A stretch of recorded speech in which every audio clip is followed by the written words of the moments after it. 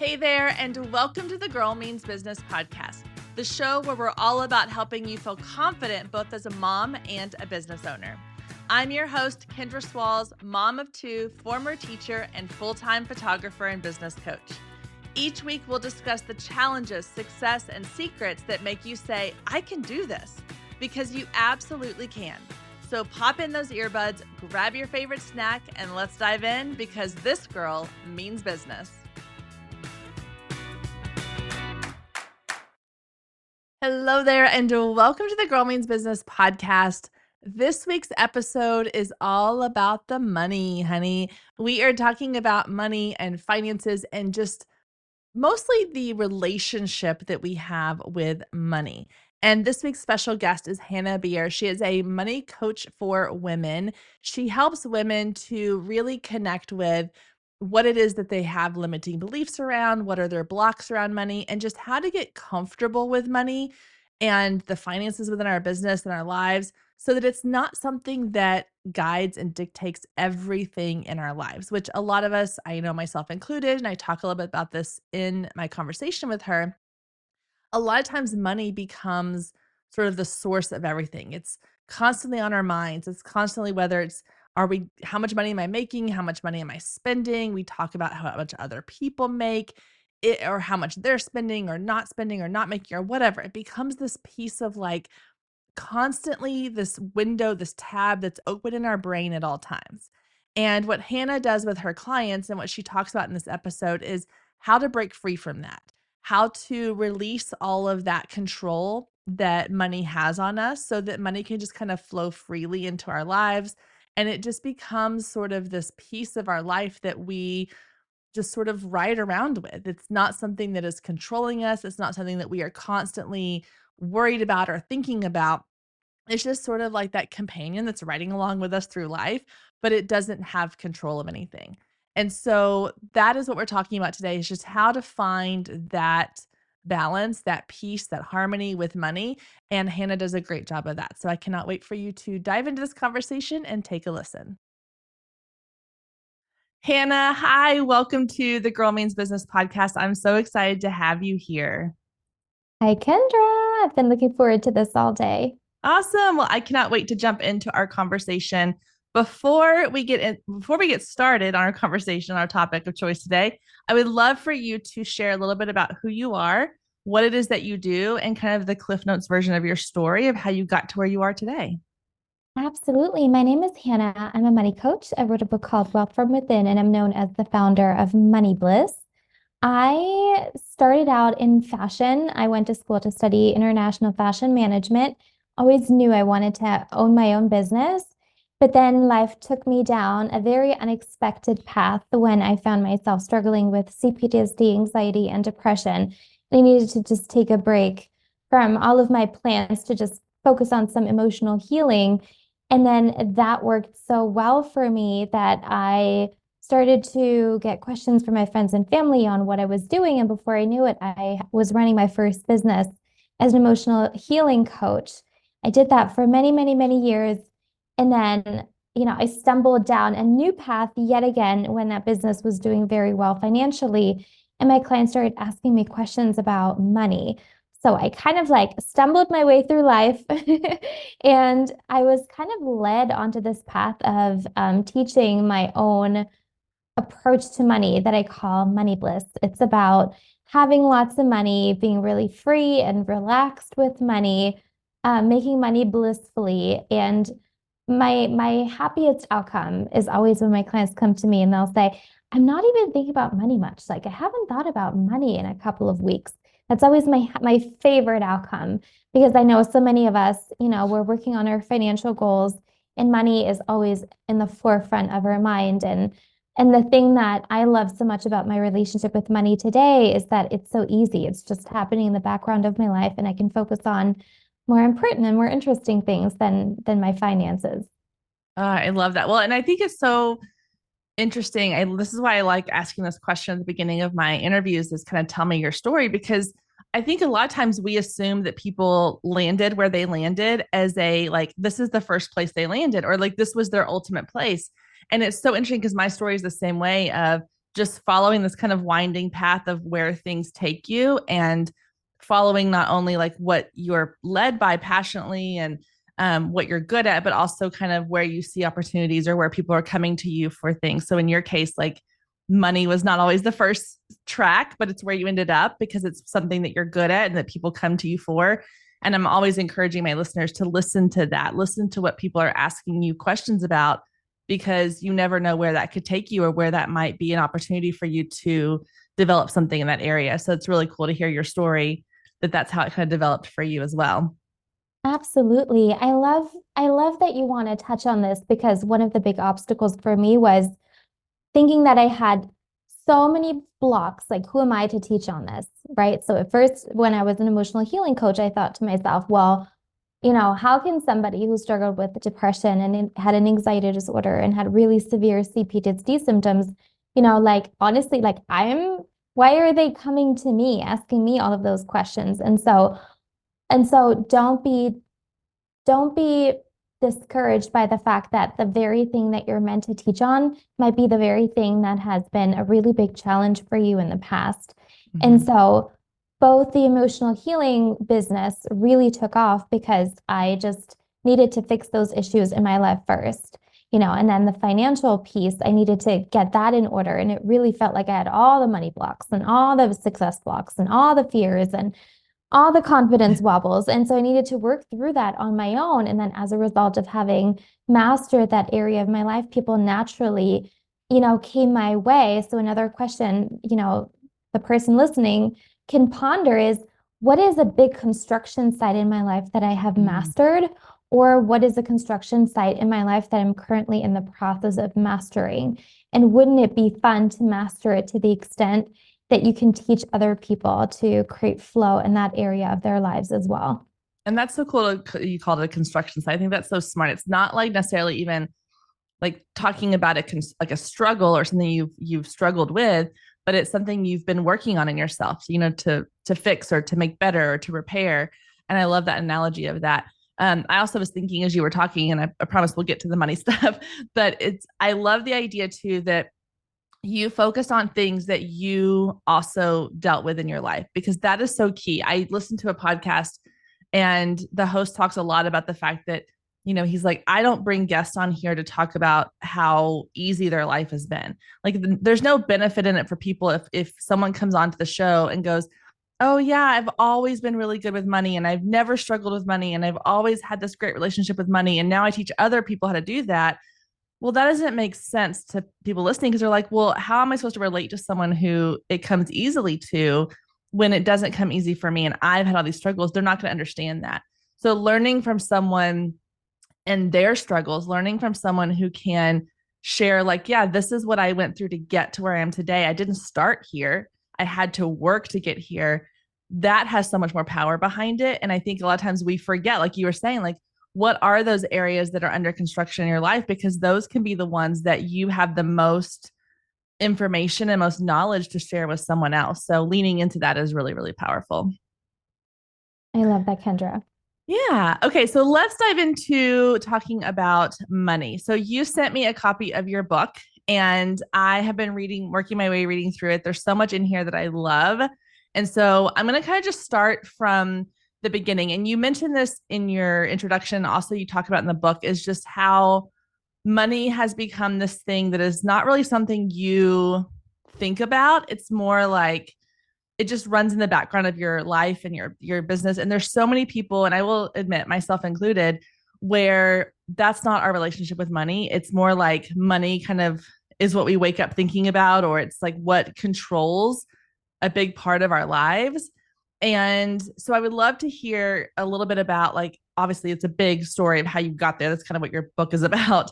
But let's start with the first part of the emotion that we attach to money. This is kind of something you talk about in the very beginning of your book, is like, why do we give money so much power when it comes to like tying it to these personal emotions when it's really just an object ultimately?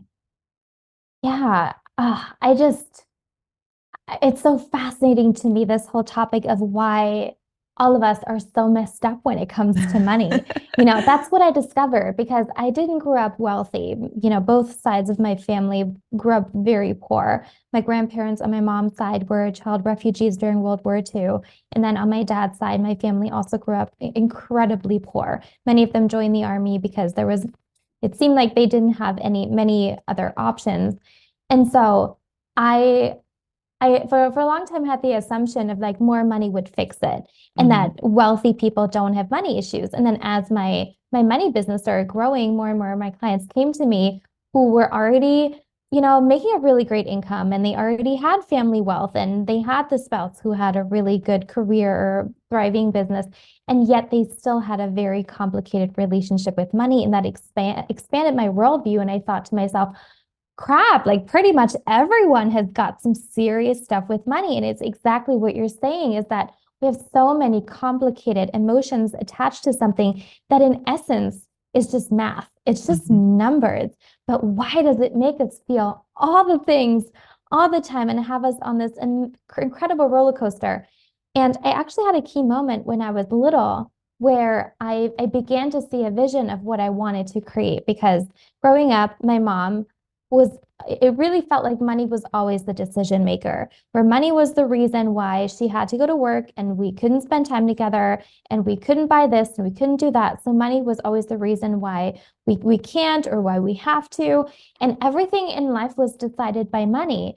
And at that moment, I decided that I want to, at some point in my life, when I'm a grown up, I want to have my money set up in a way where I can make decisions based on soul, not money, where it's not money that decides how my life is going, but where I get to make the choice that is right, where I get to be congruent with what I feel is the best course of action. And so to this day, this idea still like fascinates me because so many of us go through life with this assumption that more money would fix everything. We just have to make more money, be wealthier, be richer. But like I said, of course, I help my clients make a lot more money. And what I also find very important is to come to a place of harmony with money, to a place Hmm. of bliss with money, to a place of where money feels really peaceful, you know? And and I find that that's so important because otherwise we just stay on this hamster wheel of feeling like even when it's enough, it never feels like enough. Some of my clients make millions and they're still like, but is it enough? Is it enough? And that's a very stressful way to live. And so that's why my work is called Money Bliss, because we help you make a lot of money, but in a really blissful, peaceful kind of way. Yeah. I mean, it's like that idea of like the more money you make, the goalpost just keeps moving. Like you think you're going to get to a certain point and you're going to be like, oh no, this is comfortable. This is perfect. This is ready to be. But then it's like now you're around people who are making more money. It's like you're always comparing yourself to other people and what they're making or what they're spending their money on. It's that goalpost keeps moving, which is why I loved when you talk in the book too about your soul number. I think that's what you called it. Yeah, your soul money numbers. And the idea that like it's not going to look the same for everybody. Obviously, we all live in very different places and lifestyles and all the things, but talk a little bit about what that soul money number means because I think that that was something that when I was reading through your book I was like, "Oh, okay." Those metaphorical like light bulb moments where like the light bulb comes on over the character's head or the sun beams through the window just right and you're like, "Oh, okay, now this all makes sense." I think a lot of us think that we have this idea of like, "Oh, I need to be making X amount, whatever that amount is." And honestly, a lot of it comes from, I think, social media where you see these people who are like, you have to be making six figures or how to make multiple six figures or seven figures. Like there's always this idea that it has to be this certain thing in order to define success in your life or your business. So tell us a little bit about what your soul money number means and how that changes how we look at what the number is that we need for us to feel successful. Yeah, so I've been moving around. I've lived in many different countries. And a couple of years ago, I was living in Amsterdam and I had this aha where I thought about my money and just this one number kept popping into my head. And I was still a baby entrepreneur. And at the time, it kept popping into my head that 6,200 euros per month would be an amazing income number for me to achieve. And it was just in meditation, that number kept popping in.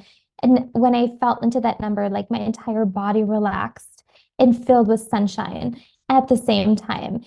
And it's exactly what you said. Like somebody would look at this number and feel like that's a lot of money. Somebody would look at this number and be like, that is nothing at all, but that was kind of my little beginner income number that I started working with.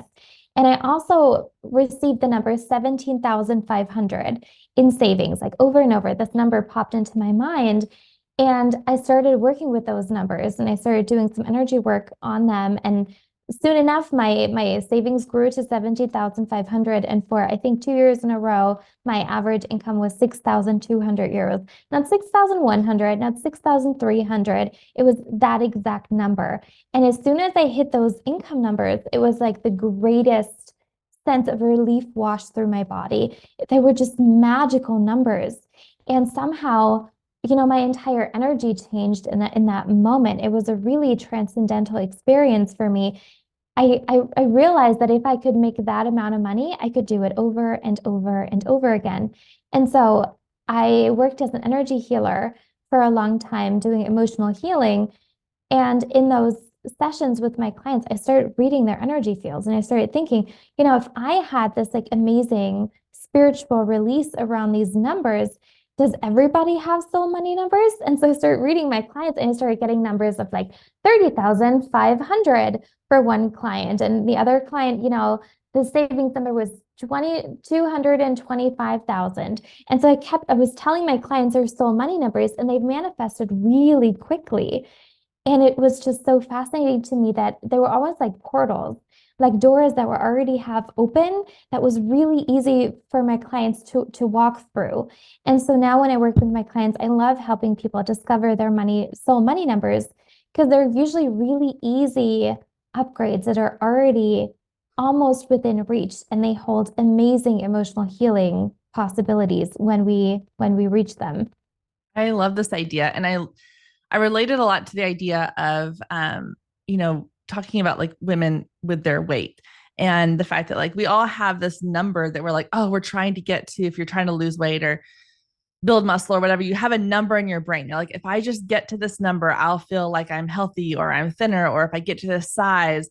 And that's going to look different for everybody though, because like for me, I'm 5'9". Like I'm not going to weigh the same or dress in the same sizes as someone who's 5'2", but those numbers are going to be what's comfortable for your body, what's comfortable for you as a person. And so the same when I was reading the part about the soul money numbers, I was like, oh, that's the same when it comes to this money stuff. It's like what works for you is not going to be the same as what works for me, is not going to be the same as my friend down the street or, my neighbor. It's going to be different for each person. So how do we go about really listening for or learning about like what is our soul money number for us? Like how do we figure that out for ourselves? Yeah, an easy thing that, anybody listening can do right now is you just take a piece of paper and we can play with your income number first. So just write down random income numbers. For me, I wrote down 7,000, 10,000, 20,000, 25,000, 12,500. Random numbers, make them way lower than you think they should be, way higher than they think they should be. And also listen to any weird numbers. Like, why did it have to be 6,200? I'm an energy healer, so I see energy as colors, and 6 is a bright blue, and 2 is a bright yellow, and 0, 0 is just really like amplifying. And so to me, energetically, it looks stunning. Like 6,200 is a lot easier to manifest than say 3,800, which is like red and brown and like kind of murky and heavy. And so just write down a bunch of different numbers and then see, when one of your soul money numbers is on the paper, you're going to keep looking at it. It's going to feel like sunshine. It's going to make you smile and laugh. It's going to feel expansive. It's going to feel so amazing. And then I want you to think of your soul money number as like the cruising altitude of your financial airplane. So currently in the financial world, it seems as though, we're kind of like in space travel, right? Like our financial numbers need to be going higher and higher and higher and higher and higher. There's like this sense of like we're just, you know, we're going into superlatives at this point, right? Like even billionaires, they will feel Yeah. poor compared to somebody else. But the thing that I love to teach is your soul money numbers is like a cruising altitude of an airplane. An airplane doesn't just go higher and higher and higher and higher in order to get to their happy destination. It goes up, stays at its cruising altitude, flies at that altitude for some time and then goes down. And then it has arrived in their, happy place. And so you can do the same with your income. So for me, I stayed at 6,200 because that was so easy for me to make. I was just, it fell into my lap. That was so easy for me. And I stayed there for a while and I made a really great profit with that money. And I think I grew my savings to six figures for the first time, using only those income numbers because that was a very fruitful cruising altitude for me. So when you do get your soul money number, your mind might say, this is too high, this is too low, but think of it as like a portal. Think of it as a really magical door that is already halfway open for you, that will be really easy for you to walk through. And that's going to still help you build wealth and compound over time, even though for some people it might be a little lower than what they had been aiming for. But over time, it will really compound and make a big difference because we don't want you to just have a really crazy income. Like, right, like who are we trying to impress? It's like that saying, what's the saying? It's like income is vanity, um, profit is sanity, and cash is king. So, don't forget that cash is king. In the end, we want you to have money in your bank accounts. And so your income is one of the assets we use to build that wealth. But in order to get you to your happy cruising altitude, we need to find that soul money number first. And your body will tell you when it's on that paper and you look down at it. So I want to talk really quickly about kind of the mindset around this because I love what you're saying and I think it makes a ton of sense. But I do know there's a lot of people listening, and I can say I've done this myself and I struggle with this sometimes too. It's that idea of either you kind of play it too small because you're like, okay, well, I don't know, like 6,200 seems like way more than I'm already making, or it just seems really high. So I'm just going to play it small and I'm going to maybe go half that. Let's say like 3,100. But then you kind of get stuck in this idea of like, okay, I'm just going to keep playing it small because the other number seems too big and scary and I don't know how I'm going to ever get there. Or you have the idea too of like, there are people who just have negative energy around money. And I feel like that's a hard thing to get out of too. So, can we kind of touch on those things as far as like, how do you push yourself to really believe in the number that is your soul money number, even though it might feel scary? And then, how do we get ourselves out of this sort of negative cycle we can have when it comes to our finances and the way we think about our finances?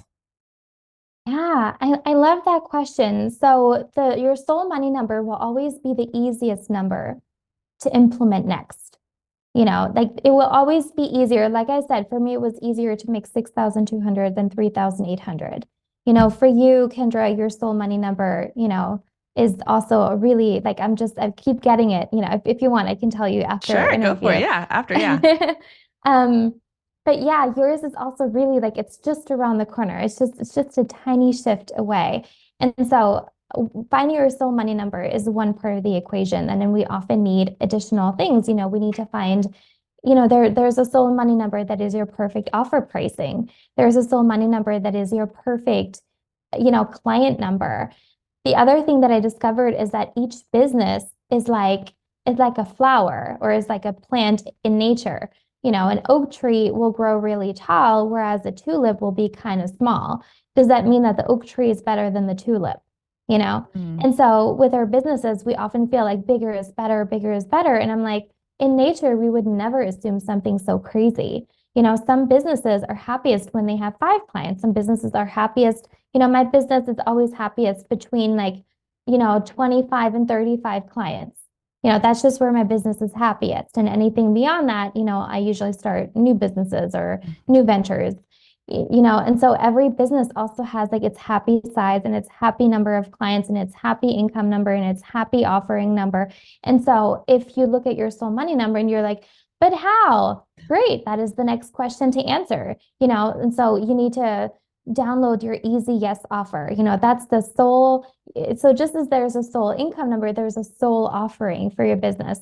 that is so easy to sell, that everybody says yes to really easily, that your clients love enrolling in, where there's no tap dancing needed, no, turning your stuff up and upside down and doing like fancy acrobatics to get people to sign up. So we want you to find your easy yes offer, your perfect name, your perfect pricing, your perfect messaging. And then once all of that feels just as sunshiny and expansive and fun and giggly and easy, then your perfect income number will come in quite easily. But it is reasonable, after you found your soul money number, that you might have more questions and that more steps will need to be addressed. Stay with us. We'll be right back. If you have been listening to the Girl Means Business podcast for any amount of time, then you know my love of email marketing runs deep. Not only is it a great way to generate new leads, but it's one of the most effective methods for nurturing warm leads and turning them into sales. Now, over the years, I've tested several email platforms, and my favorite by far is Flowdesk. Not only do they make email marketing simple and easy, even for the technically challenged, but they have everything you need to create stunning emails, capture leads, make sales, and automate the entire process, giving you time back in your busy day. And the cherry on top is you're only charged one flat fee no matter how many subscribers you have. So while other platforms will increase your price when you go over your pricing tier limit, Flowdesk has no price increases or hidden fees. If you're ready to give Flowdesk a try, click the link below in the show notes to save 50% off your first year. Let Flowdesk help you design emails people will love. Click the link below and check it out. I have a feeling you're going to love it just as much as I do.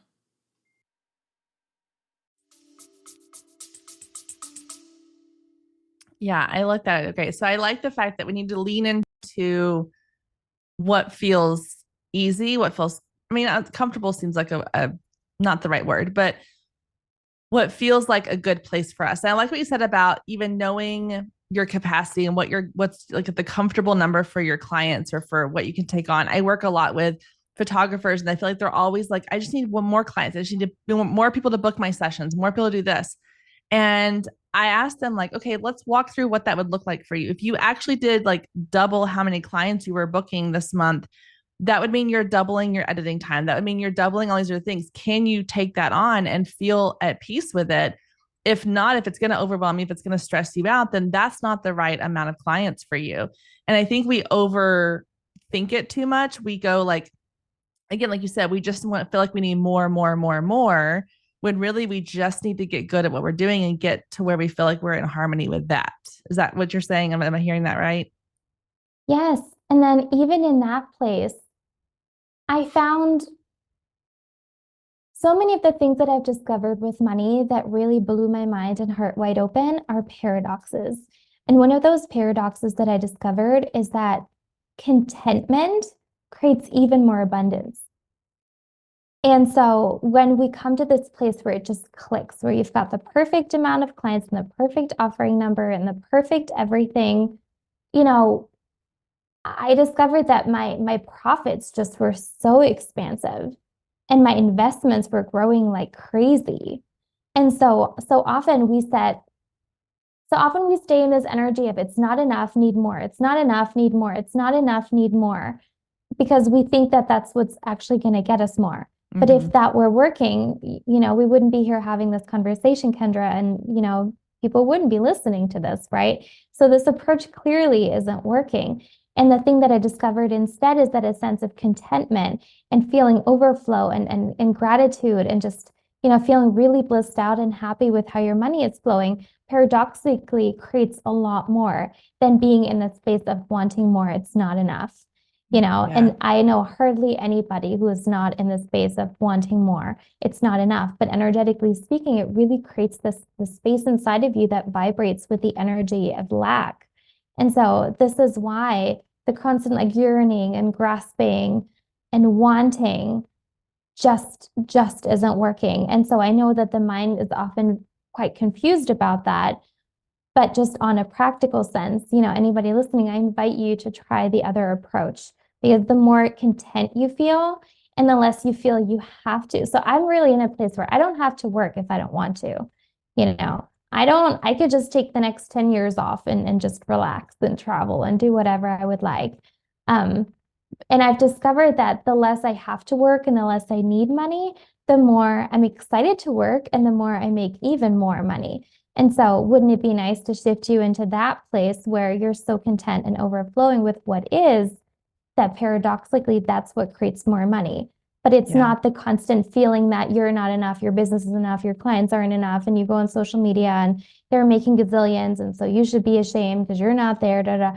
You know, like, what if we moved you from that place into a different place that is actually a lot more fruitful?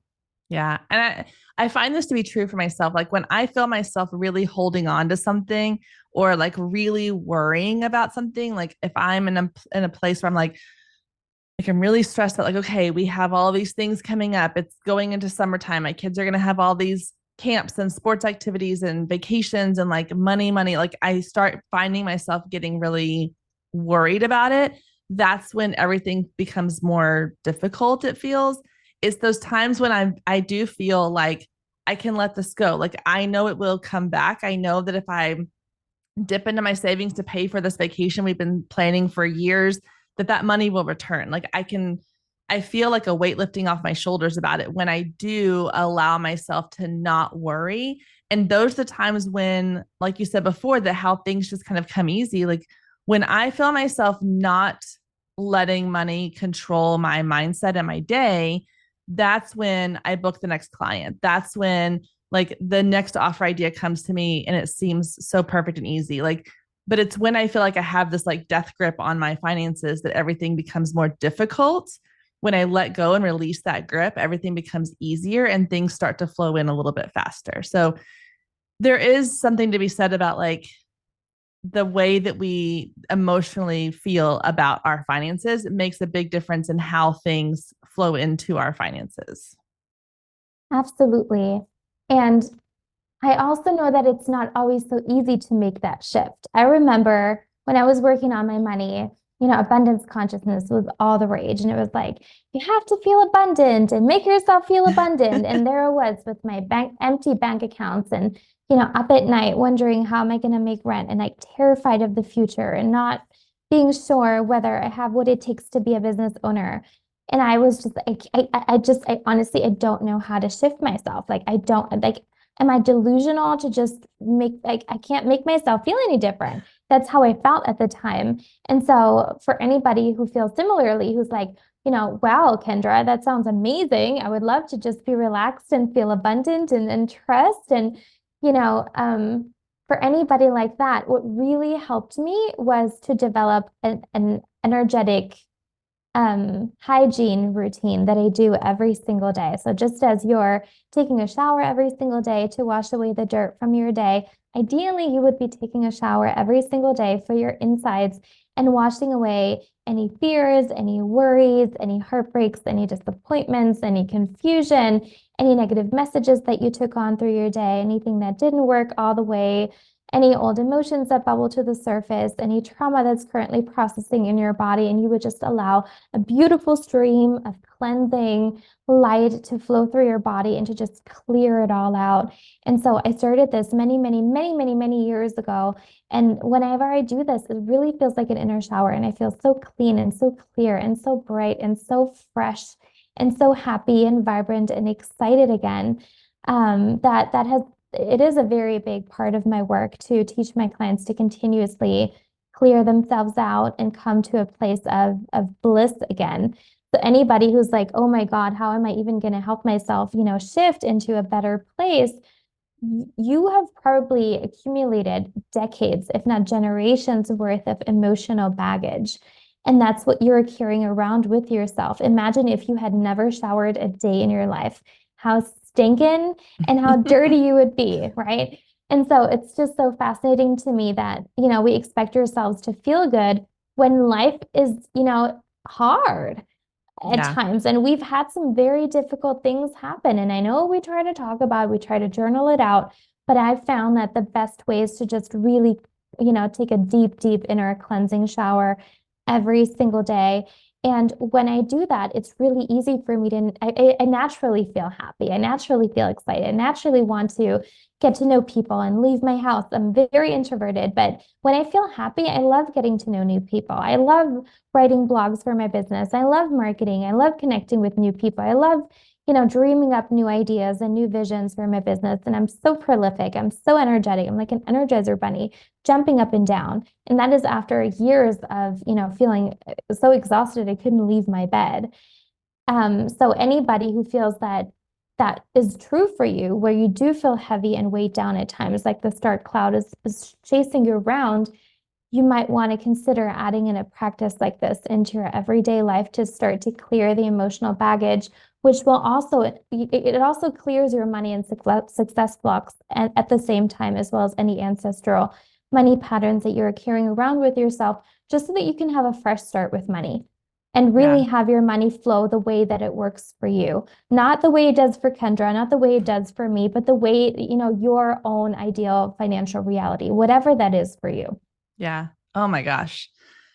So much good information here. Hannah, this has been such an amazing conversation. I know that there is so much more in your book that I could go into, but I want people to go and read it for themselves.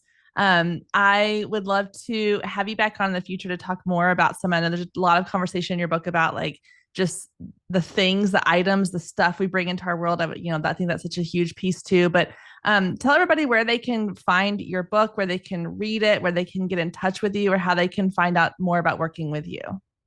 Absolutely. My book is called Wealth from Within. You can find it on Amazon. You can also find it on my website, hannahbier.com. That's HANNABIER.com. And you're also welcome to say hi on Instagram. My handle is Hannah Money Bliss. Awesome. Well, I'll have all that linked down in the show notes. So y'all can go grab that really quickly and easily. And I appreciate you taking your time. Thank you so much for chatting with us today and sharing such amazing insights. I've had a lot of people that come on and talk about kind of the nitty gritty of finances, how to organize this or how to use a spreadsheet for this. But I think our conversation today around sort of the emotional piece of it, the mindset piece of it, just the way that we can energetically interact with our money is such a piece that is missing from a lot of those conversations. So thank you so much for being here and being open and sharing all your thoughts. We really appreciate it. Thanks so much for having me. Thank you so much for tuning in this week. If you enjoyed this episode, I would love for you to take a screenshot, share it to social media, and don't forget to tag Girl Means Business. And as always, we greatly appreciate any reviews you leave for this podcast. Thank you so much for being here, and we'll see you next week.